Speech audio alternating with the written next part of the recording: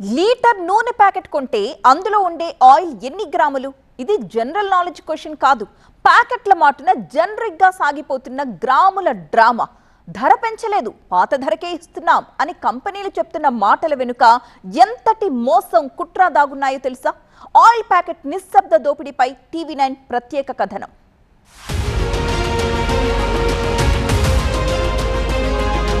ఇంట్లో నూనె అయిపోయిందా?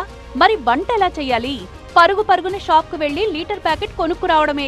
లీటర్ లెక్కన బిల్లు పే చేస్తారు. మరి ప్యాకెట్ లో ఆయిల్ లీటర్ ఉంటుందా? లీటర్ నూనె అంటారు కానీ లీటర్ ఉంటుంది కదా, 5 రోజుల కంటే ఎక్కువ రావట్లేదు.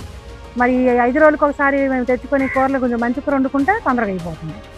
ఎప్పుడు ఈ నూనెలకి అయిపోద్ది మా ఖర్చు అంతా అసలు అనకూడదు. కానీ అంటారు లీటర్ ఉంటుంది అసలు, అది లీటర్ తగ్గే ఉంటుంది. అది మరి అలాగనే మేము నూనె లేకుండా తినలేము. ప్యాకెట్ రేట్లు పెరిగిపోయినాయి, నూనె తగ్గిపోయింది.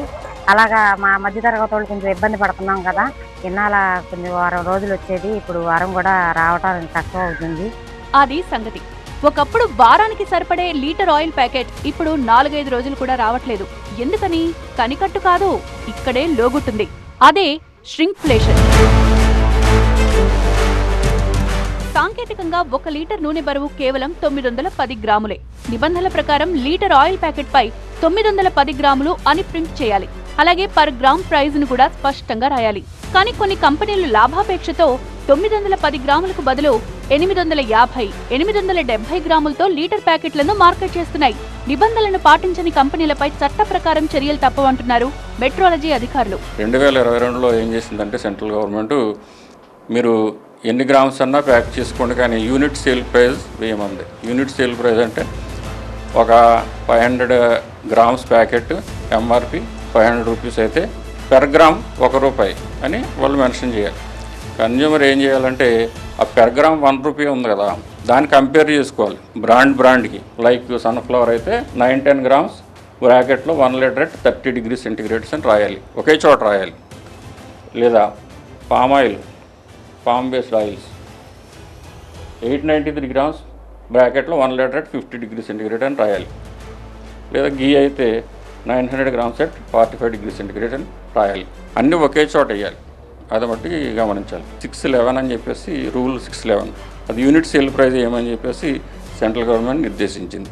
యూనిట్ సేల్ ప్రైస్ కంపేర్ చేసుకుని ఏది తక్కువ ఉంటే అది కొనుక్కోవాలి. మా తనిఖీల్లో ఏమన్నా ఇటువంటి ఇర్రెగ్యులారిటీస్ ఫైండ్ అవుట్ చేస్తే ఫస్ట్ అఫెన్స్ నోటీస్ ఇవ్వమని వచ్చిందండి. ఇప్పుడు జనవిశ్వాస్ 2.0లో ఫస్ట్ అఫెన్స్ వాళ్ళకి నోటీస్ ఇచ్చి మారటానికి మనం అవకాశం ఇవ్వాలి. లేదా ఫర్దర్గా రిపీట్ అయితే సెకండ్ అఫెన్స్ నుంచి మనం పెనాల్టీలు. లీగల్ మెట్రాలజీ ఇచ్చిన స్వేచ్ఛను కార్పొరేట్ సంస్థలు దుర్వినియోగం చేస్తున్నాయి. ష్రింక్ఫ్లేషన్ కు పాల్పడుతున్న కంపెనీల భరతం పట్టేందుకు అధికారులు తనిఖీలు చేస్తున్నారు. లీటర్ ప్యాకెట్ కొన్నప్పుడు అందులో ఎన్ని గ్రాముల ఆయిల్ ఉందో, పర్ గ్రామ్ ధర ఎంత ముద్రించారో చూసి కొనాలి అనేది అధికారుల సూచన. ఈ అడ్డగోలు ప్యాకేజింగ్ వల్ల కస్టమర్సే కాదు, నిజాయితీగా వ్యాపారం చేసే కంపెనీలు కూడా నష్టపోతున్నాయి.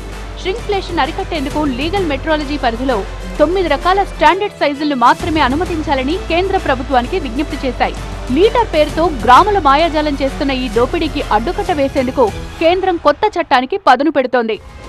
కన్ఫ్యూజన్గా ఉన్న కొత్త రూల్స్కి చెక్ పెట్టాలంటే పబ్లిక్ కాస్త అప్రమత్తంగా ఉండాలి. 1 లీటర్ కొంటున్నామా అనే దానికంటే దాని వెనకాల నెట్ వెయిట్ ఎంత ఉందో చూసుకుని గ్రామ్స్ పర్ రేట్ అనేది ఖచ్చితంగా చెక్ చేయాలంటున్నారు అధికారులు. కెమెరామెన్ సత్యనారాయణతో క్రాంతి, టీవీ9 విజయవాడ నుంచి.